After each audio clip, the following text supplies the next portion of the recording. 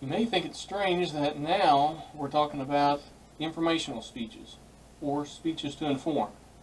I mean, you've already completed your informational speech. Well, in a case, you have already completed your informational speech, but informational speeches are really a broad topic, much broader than we were going to do in our class. Informational speeches are speeches where you are the teacher, or you're trying to inform the public on a certain issue.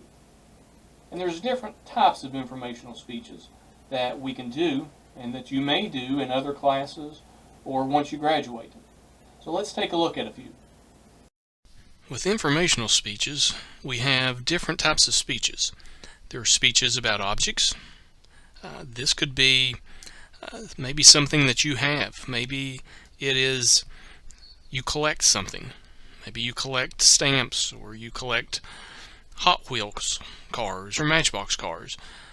This is an object that you can give a speech to inform the public. Then there's procedures. This is usually a review of how something works, or you can describe a process. Maybe this is how to operate a certain type of machine.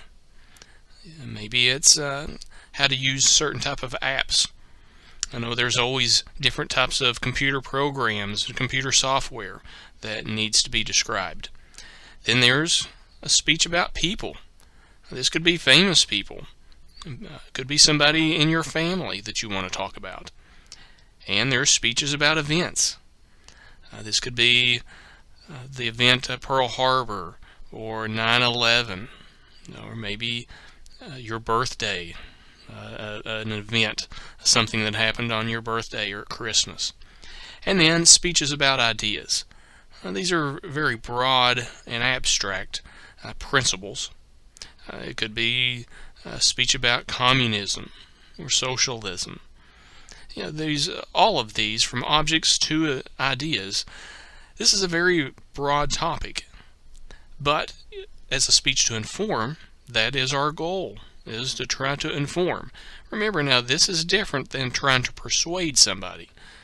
In this type of speech to inform or informational, you're trying to show people you're the teacher.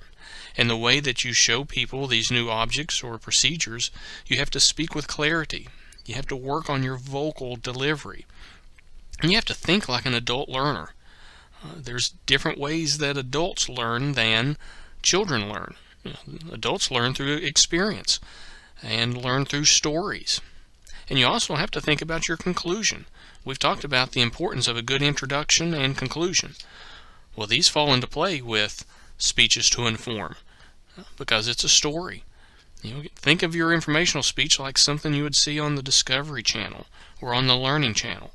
That's what they're doing. They're informing us. They're educating us. But they're educating us through TV, through television, and sometimes we see that on YouTube as well. With persuasion, we're wanting to try to change a person's attitude or belief, and maybe even a value. I always like to think of the attitudes, beliefs, and values like an onion. If you've ever bought a brand new onion at, let's say, Kroger, that outer skin, it kind of peels off easily. Sometimes it starts falling off whenever you pick it up. Well, our attitudes are on the outside of that onion. Our attitudes are things that could easily be changed. For example, maybe there's an audience member that isn't crazy about Chinese food. Maybe they think, well, Chinese food's kind of salty, and I'm always thirsty after I eat Chinese food. But if you was given an informational speech about all the different types of foods, that there are also foods that doesn't make you thirsty, that doesn't have a high salt content. Or maybe you could do a speech on there's actually some healthy eating from Chinese food. Somebody in the audience may think, that makes sense. I may try that. I didn't know that information was out there. You informed them, and you changed their attitude. You persuaded them. Then we have beliefs. These are a little bit tougher. It's like that onion. Now you have to peel a little bit more. Now you have to even take a knife and slice it a little bit. Beliefs, these are things that you're going to need some more information to change, or at least your audience is going to need some more information. You're going to have a lot of facts to change beliefs. Maybe a person in the audience believes that there's nothing really odd going on in the world. I mean, I'm sure everything's going on is things that's been happening for years and years. I don't see anything unusual. But you as the persuader, as the presenter, if you have a lot of facts, you could maybe talk about all the hatred that's going on in the world and all the wars that's going on in the world. And maybe look at all the earthquakes or hurricanes or death or violence, whatever it is. You could lay it out logically, and maybe somebody in the audience would say, I never really thought about that. Okay, I do believe that the world has changed. Okay? Then we have the values. This is that core of that onion. The only way you can get in there is you've really got to slice hard. And values are very, very difficult to change. Values is what you believe is good or bad. And this all depends on the persuadee and the persuader. But you as the speaker, as the persuader, you have to know what are you trying to get accomplished in your speech. Are you trying to change attitudes, beliefs, or the values? We've mentioned Aristotle talked about some modes of persuasion. He said there was logos, ethos, and pathos. The logos is the logic. That's the way you set they call it argument, but that's how you set your speech up. Does it follow a logical direction? Then there's pathos. That is the emotions that you're going to use behind it. And sometimes we see that on TV commercials with the emotions. TV commercials about violence with animals or about hungry children. They try to tear at your heartstrings. And then there is ethos. That's the credibility of you as the speaker. Why should I listen to you as the speaker? What credibility do you have with the thing that you're trying to persuade me about? I mean, are you trying to persuade me to eat healthier? Okay, do you eat healthy?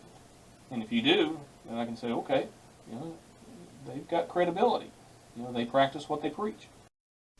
There are dozens of theories that we could talk about as it relates to persuasion, but I want to look at three in particular.